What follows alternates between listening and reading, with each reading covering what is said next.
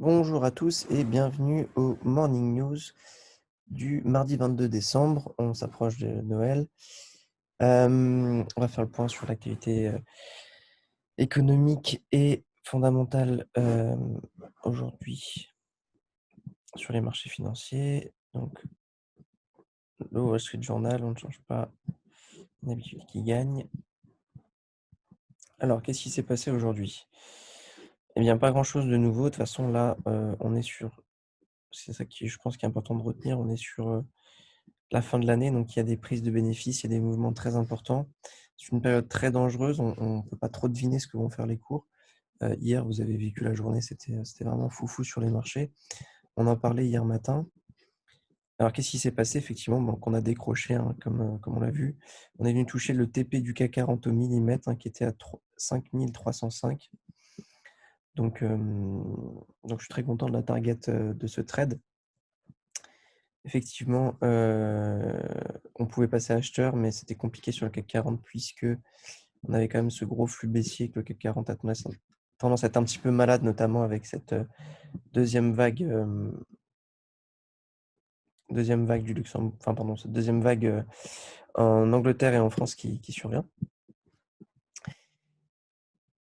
Et donc finalement, on est venu chercher les points bas et on a fait ce magnifique double bottom sur le Nasdaq que j'ai pris quand on est remonté. Assez superbe. Là, on voit même qu'on a un épaule, tête, épaule qui se forme. Épaule, tête, épaule. Donc, on pourrait très bien aller chercher les 13 000, pourquoi pas. Pour la fin de l'année, c'est fort probable, après avoir sorti, vous voyez, tous les potentiels vendeurs. Tout le monde a cru qu'on allait continuer à shorter, puis finalement, on repart d'un seul coup, d'un trait, tout là-haut. Alors, qu'est-ce qui est important de retenir pour aujourd'hui? Donc, toujours un contexte fondamental extrêmement difficile. Donc, faites très attention, ne rentrez pas n'importe où, pas n'importe comment. Encore une fois, cherchez des extrêmes. On est à la fin de l'année, donc c'est très dangereux. Aujourd'hui, qu'est-ce que je peux vous dire? On va commencer peut-être par le Dow Jones.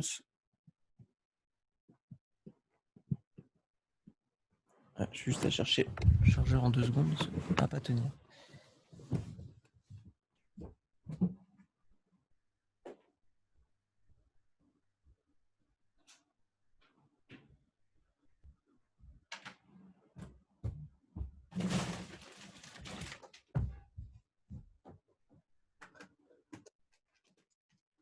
Navré pour Jen.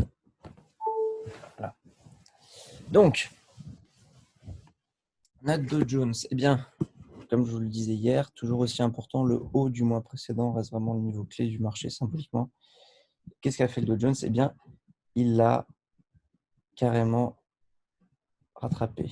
Donc, vous voyez ici, on est venu chercher, j'en parlais hier, les zones proches de 29 000.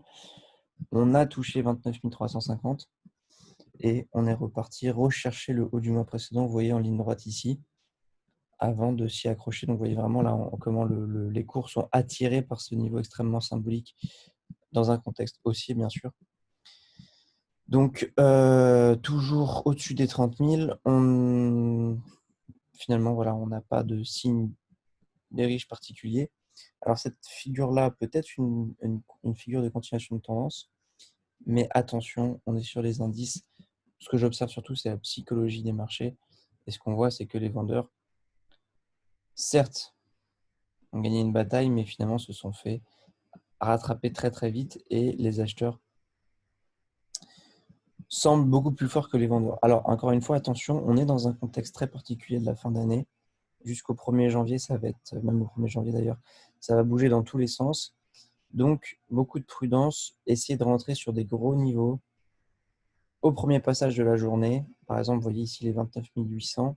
Pour aujourd'hui, si on avait encore une phase baissière, ça pourrait être une très très belle zone pour rentrer à l'achat. Comme on pourrait bien sûr monter en ligne droite, il ne faut pas hésiter à chercher loin. Vous voyez ici, on a une belle construction approximative. Hein. Bon, on irait chercher peut-être ce niveau ici aujourd'hui et potentiellement les 30 500. Je ne me vois pas shorter avant les 30 500. Par contre, si on baisse là, ça m'intéresse beaucoup Alors, si on casse le haut du mois précédent et qu'on a un beau price action sur le haut du mois précédent, vous voyez comme on l'a eu ici, on peut éventuellement shorter.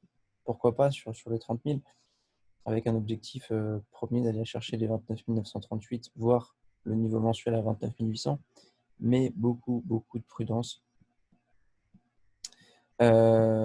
pour shorter les marchés. Vous avez vu à quel point on est remonté hier. Donc, je vais plutôt attendre des points bas, comme d'habitude, pour racheter les cours, notamment sur mon Nasdaq qui reste très haussier.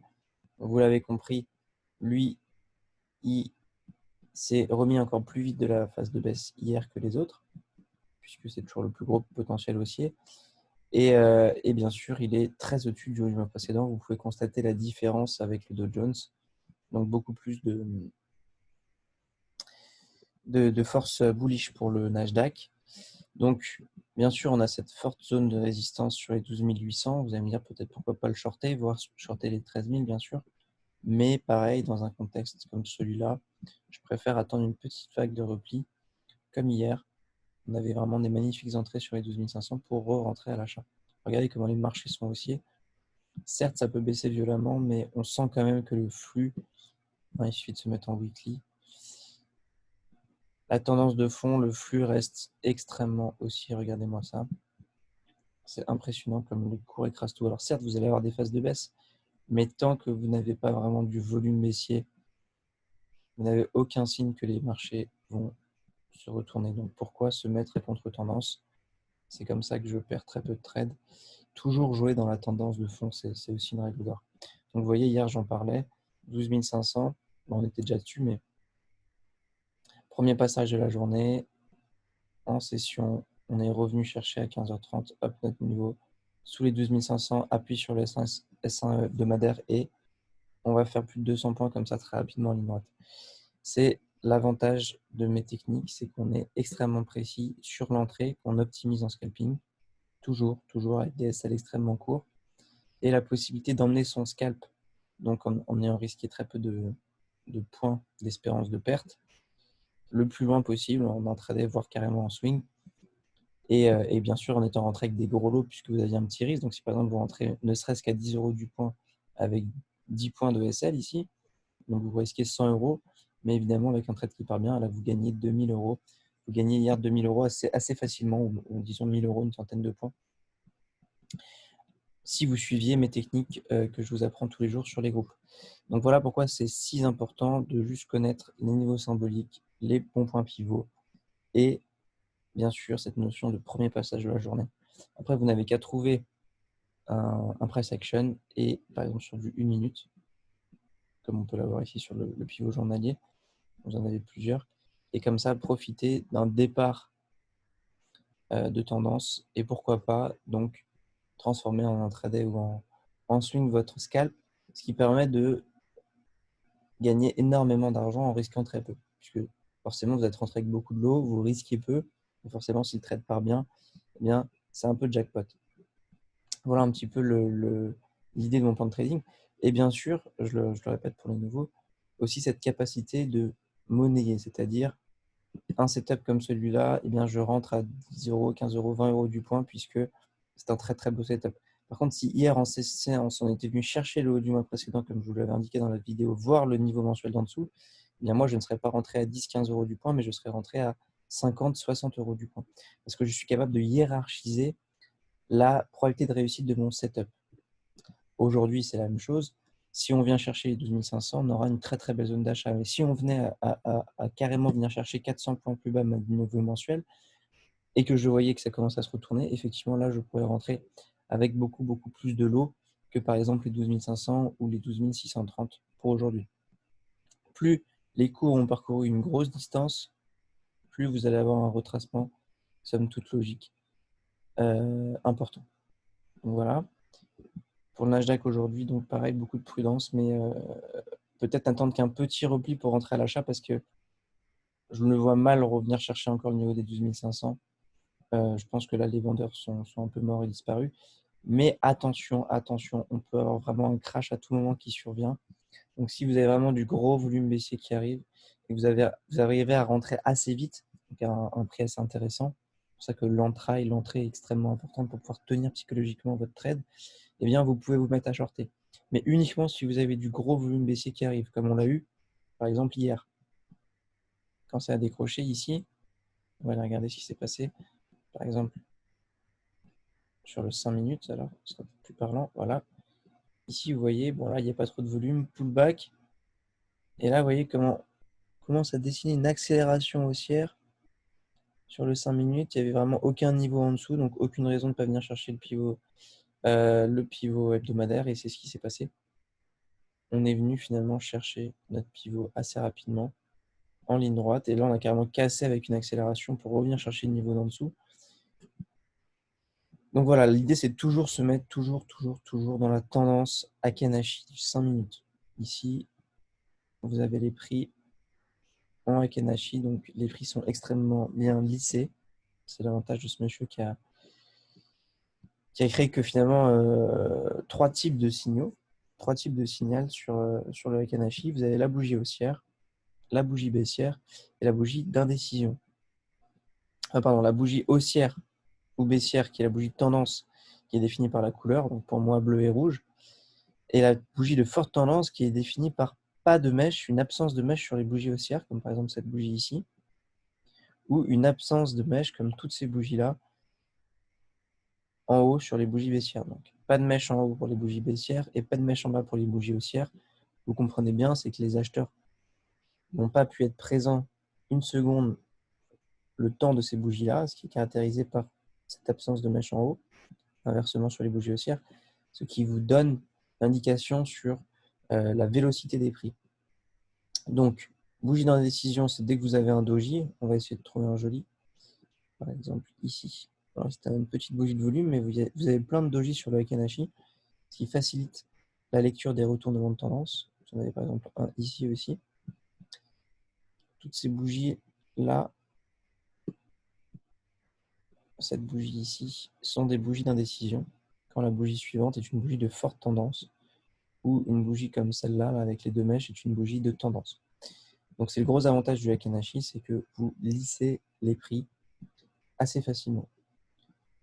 Couplé à ça, à la précision des points pivots, vous pouvez le constater par exemple ici, sur le S1. Vous voyez comment on rebondit à chaque fois au millimètre. Ici, encore sur le S1, hebdomadaire au millimètre. Bien, vous ne pouvez plus perdre sur les marchés financiers. Tout l'idée, en fait, c'est de vous forcer à prendre confiance dans la validité de ces arguments que je vous présente ici, afin de renforcer votre psychologie, votre capacité à tenir le trade. Comme disent les Anglais, stick to the plane. Donc, on se tient au plan et c'est tout. C'est le plus dur, c'est de être capable d'être fidèle au plan de trading qu'on a défini, quand bien sûr il est déjà valable et qu'il utilise les bonnes techniques. Donc ces techniques-là, il suffit de les observer par vous-même sur les marchés financiers. On peut s'approcher du 100% de réussite. Alors si en plus vous y rajoutez un bon risk-reward et que vous êtes capable sur les setups à plus de 90% de réussite, voire 95%, et que vous en avez la certitude de rentrer à encore plus de lot, eh bien, finalement, vous faites votre salaire sur quelques trades, votre salaire mensuel, voire annuel, et le reste du temps, eh bien, soit vous ne tradez pas, soit vous vous amusez avec des petits lots sur des setups un peu moins probables, mais vous ne risquez surtout pas une atteinte de votre capital. Et c'est là où les amateurs vous pêchez énormément par rapport à nous, les professionnels. C'est cette capacité à repérer l'importance d'un setup. De se dire, là, ok, c'est un setup à quasiment 100% de réussite, je peux y aller les yeux fermés, j'ai tout qui concorde. On est vraiment dans ce que j'attends depuis plusieurs jours, plusieurs heures. Enfin, après, l'idée, c'est de trader peu, donc vous pouvez être patient et parfois attendre des setups comme ça pendant plusieurs semaines, même en scalping. Parfois, j'attends des énormes setups à plus de 100%, quasiment à 100% de réussite, plus de 95% pendant quelques jours, voire quelques semaines. Mais quand ils arrivent, je suis capable, en quelques secondes, quelques minutes, quelques dizaines de minutes, voire quelques heures, si mon trade part vraiment bien, de rentrer à énormément de lots sur un scalp que je vais tout de suite protéger. Et là, eh bien, ça peut être un trade à plusieurs dizaines, voire centaines de milliers d'euros que je vais encaisser assez rapidement. Donc, c'est tout l'avantage de connaître les marchés et de, pour moi, trader avec les points pivots et les niveaux symboliques, puisque c'est extrêmement simple. Vous pouvez voir ici, 12 500, on passe légèrement en dessous, touche au millimètre. On avait déjà 30 points en scalp à récupérer extrêmement facilement, voire beaucoup, beaucoup plus. Donc, encore une fois, la patience est la clé, c'est vraiment le maître mot. Donc le CAC 40 est quand même un peu faible, alors pourquoi pas tenter un short sur ce niveau-là. Vous voyez, c'est vraiment la zone de compression ici. Je peux vous la tracer. Donc là, on est vraiment revenu sur ce niveau-là. D'ailleurs, on voit que peu de volume baissier à constater. Alors attention, hein. Mais là, c'est quand même une configuration plutôt baissière. Pourquoi pas aller chercher le pivot mensuel à 5200. Le CAC 40 est malade, ou même les 5000, vous voyez, c'était vraiment le niveau de l'ancienne zone de résistance cassée devenue résistance. Enfin, qui deviendra, pardon, l'ancienne zone de résistance cassée qui est devenue support ici, et qui redeviendra support au premier passage. Donc quand même, plutôt de la prudence sur le CAC 40, je suis plutôt baissier, puisqu'on voit comment il est beaucoup plus faible, même dans la réaction d'hier que les autres indices. Pareil sur le DAX, hein, si vous voulez shorter, allez shorter plutôt les indices européens, bien sûr. Et si vous voulez acheter, plutôt acheter les indices américains qui sont beaucoup plus forts. Cette fin d'année, les GAFA nous montrent à quel point elles emmènent les marchés, mais le Dow Jones, et ça c'est très très important, les valeurs industrielles ont extrêmement bien réagi, même mieux que le Nasdaq hier. Donc ça, c'est vraiment la preuve que l'économie américaine est en forme, puisque les valeurs industrielles et manufacturières pèsent, font les cours. Le Dow Jones a repris le lead du marché, l'a repris au Nasdaq, mais surtout sont très en forme. Quand on voit à quel point ça a réagi ici, alors que normalement c'est le Nasdaq plutôt qui aurait dû réagir aussi bien, c'est la preuve que les usines en Chine repartent, que l'industrie se remet en ordre, que au-delà des technologiques, bien sûr, qui sont un petit peu dans une prison dorée, qui ne subissent pas toutes les allégations et toutes les peurs du coronavirus et de l'économie actuelle, là, on a vraiment un signe extrêmement fort que, effectivement, l'économie repart et le fonds de commerce américain, le fond de l'économie et de l'industrie américaine, au-delà des technologies qui sont un peu une bulle spéculative, qui d'ailleurs pourrait très bien redescendre à tout moment, même si, bien sûr, je vois plutôt le Nasdaq aller chercher les 20 000 assez rapidement, eh bien, est quand même un signe assez fort que les marchés américains vont très très bien. On va aller faire un petit tour sur le S&P.